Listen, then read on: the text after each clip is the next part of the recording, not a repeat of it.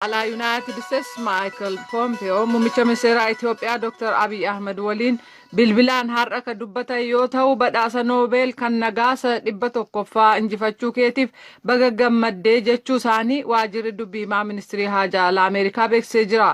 Yuunaayitid Isteetsiif Itoophiyaa gidduu hariiroon jiru cimuu akka qabu akkasumas Itoophiyaan jijjiirama seena qabeessa argamsiiftee Ameerikaan kan deeggartu ta'uu Poompeyoon ibsanii jiru. Kana malees mormii hokkaraan guutame kan dhiyeenya kanaa Oromiyaa keessatti gaggeeffamee fi rakkoo walitti bu'iinsa gosaa karaa nagaan furuun barbaachisaa ta'uu Poompeyoon dubbatanii jiran. Aangawoonni lameen dhimmootii kutaa sanaa irratti dubbatanii waliigaltee nageenyaa Sudaan kibbaa irratti hundaa'uudhaan mootummaa tokkummaan ijaaramu kan waaraa hundeessuuf Dr. Abiy deeggarsa akka godhan Poompeyoon gaafatanii jiran. Poompeyoon tiwutarii ofii irratti akka barreessanitti muummicha ministeera Itoophiyaa waliin dubbachuu kootti gammadeera jedhaniiru.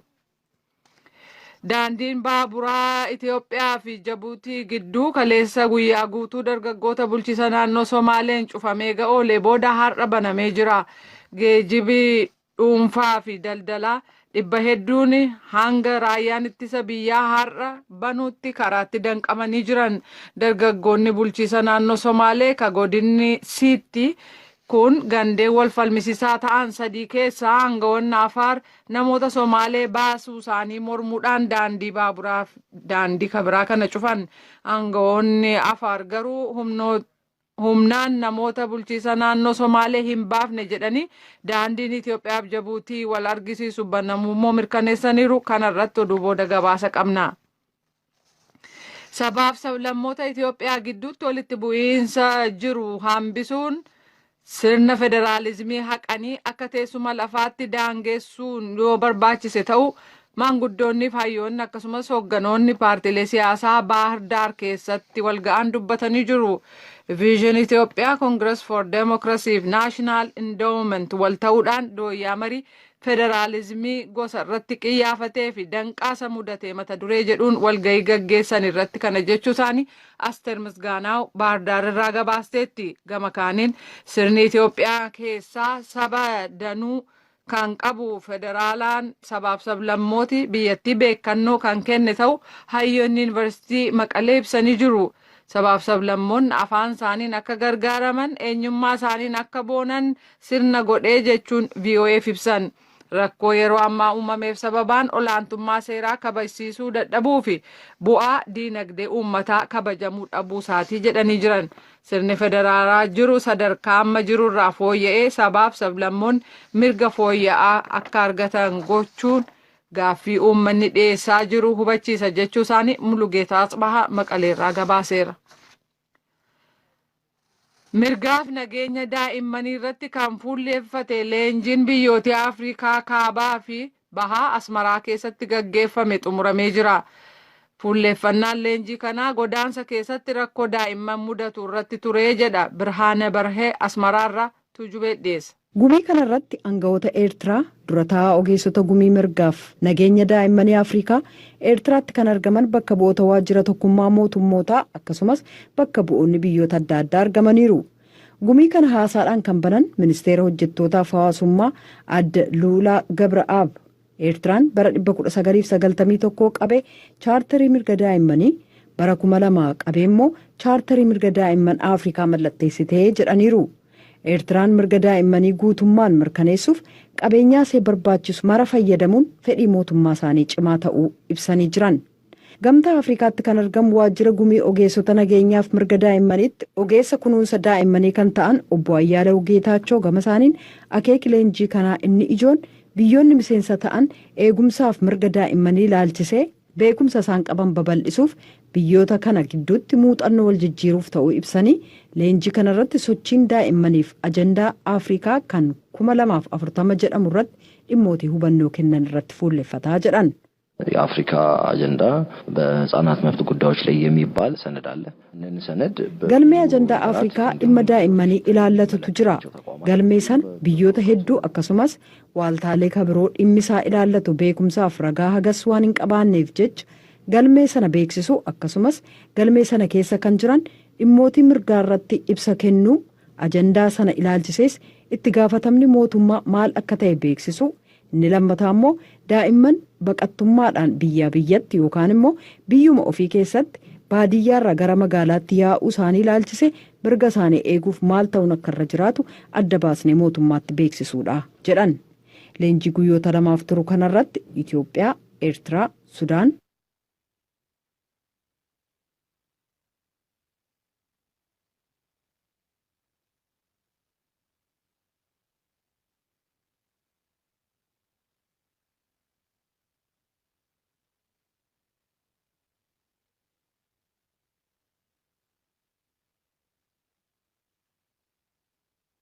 gaafatan kan jedhu irratti cufataan raga ba'iinsa namoota hedduu eega dhaggeeffatee booda sagaleen kennames 232 fi 196 yoo ta'u abbabbaan paartii keessa jiruuf sagalee kenne jedhameera.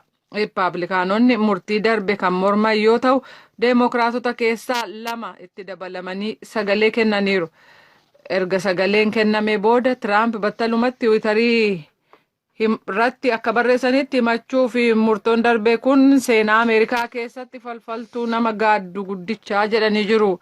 Itti gaafatamaan pireesii kan White House Stephen Grisham ibsa kennaniin pireezidaant Tiraamp waan dogoggoraa tokko hin hojjenne jedhan, kanaaf murtii dabarsuun waan sirrii miti, heeraan alaa aadaa Ameerikaa keessas hin jiru jedhan. Hoogganaan Hong Kongii fi aangawoonni kanneen biroo haalatti muudamanii fi bakka wal buusan kan ilaaleen Chaayinaan haala jiru kan fooyyessitu ta'uu aangawoonni ishee har'ibsanii jiru. Koomishina seeraa kan Hong Kongiif daayirektara akka ta'an Shen akka jedhanitti aangawoonni paartii kooministii torban kana caasaan seeraa kan Hong Kong kan fooyyeffamu kunis nageenya biyyoolessaa kabachiisuuf ta'uu dubbatan.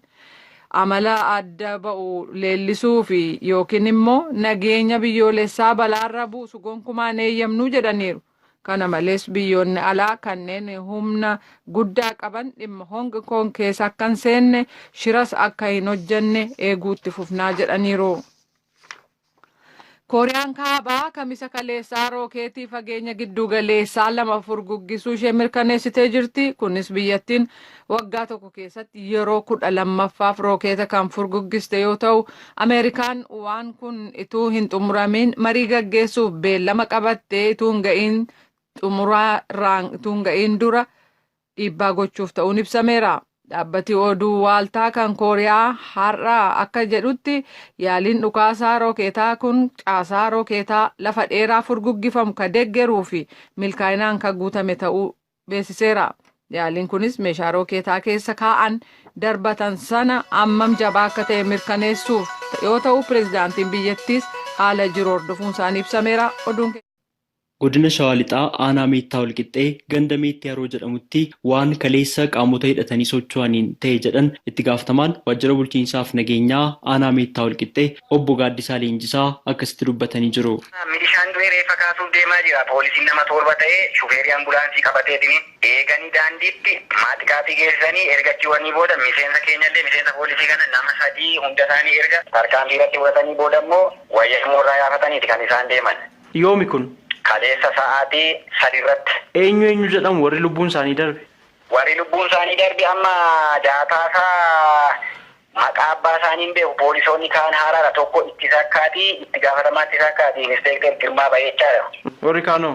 Tokko immoo Faqqadaa jedhama maqaa abbaa isaan beeku. Tokko immoo Raggaasaa Moonyuu jedhama maqaa isaanii evidensii isaanii waajjira jira. Konkolaachisaan ambulaansii hoo?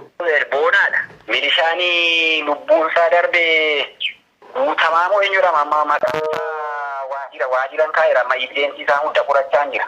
Nagaa naannoo sanaa akkamiin deebisuun danda'ama? Hawaasa akkamittiin sodaa keessaa baasuun danda'ama jettu? Amma hawaasa sana sodaa keessaa baasuuf ofiifis sodaa keessaa bahuuf namoota adda addaa baasuufis marii hawaasaa hin jammaranneeti. Lammaffaa immoo humnaan keenyis hidhate naannoo sana jira. Deebi'ee immoo humnoonni kunis iddoo adda addaa jiru. Warri hidhatanii socho'an kun jechaa jiru. Hamma dandeettii keenya hamma beekumsa keenya hawaasa keenya mariif illee obbukkee hir'isuun dirqama ta'achaadha. Abbaan mirgaa abbaan biyyaas hawaasa kanadha. Qaamni hidhatee jiru maal gochuu qaba? Qaamni hidhatee jiru kun immoo isaanis dhufanii biyya kana gara mariitti fidu. Biyyi kun eenyuun isin qabu nama biraas hin qabu. Naannoon kun naannoo Oromiyaati. Yeroo adda addaa makaraan uummata kanatti baay'achaa jira. Uummatni kunii qaamni hidhatee socho'a jedhamu kun immoo wal ta'ee hojjechuufini dargaggoon biyya keessa jiru, jaarsi biyya keessa jiru, abbootiin amantaa biyya keessa jiru, hawaasi kamiyyuu qaama kana lamaan walitti fidee gara natti akka jijjiiru adaraan dhaamaafiya. Wal ajjeesuun kun falanuuf hin ta'u. Qaama warra madaa'ee hospitaala galee amma hospitaala isa kamiin galanii jiru? Federaal poolisii kiniini. Poolisii Inxinniiti kan jiru namni baay'een. Bilbila isaanii naalaatti keessaa nama tokko. Namni dubbachuu danda'u hin jiru. Makiinaa keessaa buusanii xiqqoo gadi yaasaniiti kan mataa keessa rukutan. Komii gama mootummaatiin dhiyaatu kanarratti ajajaa waraana bilisummaa Oromoo zoonii kibba lixa shaggar obbo Abdii Biyyaa dubbiseen ture. Deebii kennaniin akkas jedhan. Waraanuma bilisummaa Oromoo naannoo san keessa socho'uu walitti bu'ame. Walitti bu'isni kun yeroo baay'ee deddeebi'eera. Waraanni Kala kaaba lixa shaggar keessa socho'uu naannoo san keessa socho'a. Qaamni ajjeese qaama waraana bilisummaa Oromooti. Sakattaa dhufanii ambulaansiin galtoobaati waraanni ambulaansiidhaan deemu jiru. Milishaan ganda Meexxiyaaroo jedhamee waamamu sanaa qaamuma keessaniini kan hin ajjeefame. Nuti dhugaasan ofirraa dhukaanne girasaanni deebii argatte abbaa argattanii fudhattee deemti akkasuma wareegamaa jiran nullee. Kan keessaa namni miidhame jira sochii sana keessatti. Yaa wareegamee mijaalli tokko wareegamee milishaa kan saniitii wareegame kan illee harkaan gadi illee jirru. Poolisii isaan amma dubbatan kana yeroo baay'ee walumaan dubbatee karaa nagaatiin odoo isaan ittiin bu'iin qaama tokko jedhee waliin haasaa ture. Ammaan kana waraanni keenya osoo isaan hin barbaadii ta'an bakka nu jirrutti barbaacha keenya yeroo mara dhufanii. Warri kaleessaa garuu nama jalqaba rukutame ture milishaa gandaa naannoo Meexxiyaaroo jedhamuuti qorannoodhaaf reeffa isaa fuudhuudha kan naqanii jedhan. Tooba wanni kun tooba kalaqanii hawaasni itti beeka kun. Barreen gaddaas akkasuma itti gaafatamaa waajjira bulchiinsaaf nageenyaanichaa fi milishoonni lama aanaa kanatti ajjeefamuu wajjin wal qabatee komii kaasu geggeessitootni naannichaa kana wajjin wal qabatee waan beektan qabdu kan barreen gaddaa irratti. Kan kuman qabu. Ajjeesuun furmaata jettanii yaaddu? Ajjeesuun furmaata ta'uu dhiinna waraana isaanii harkaan qabnee gadhiinne guyyaa kana. Humna hidhatee jiru, humna nu barbaadu, ni gadhiinne garuu isaan reefa waraana bilisummaa Oromoo lola sanii irratti wareegame akka har'aatitti akka sanitti ilaalaa jiran muka qoraanitti guurree bobeessinanii. Walitti dhukaasuun kun amma yoomiitti itti fufa? Haala kamiini kan nagaan dhufuu danda'u jettanii yaaddu? Gaafii baheessa gaafatte deebii kanaa fi yeroo baay'ee gaafii gaafatamaa ture deebii illee gaafatamaa ture. Kuni haga gaafiin uummanni gaafate akeeka fi kaayyoon uummanni Oromoo qabatee harka duwwaasaa karaa konkolaataa irratti wareegamaa jiratti.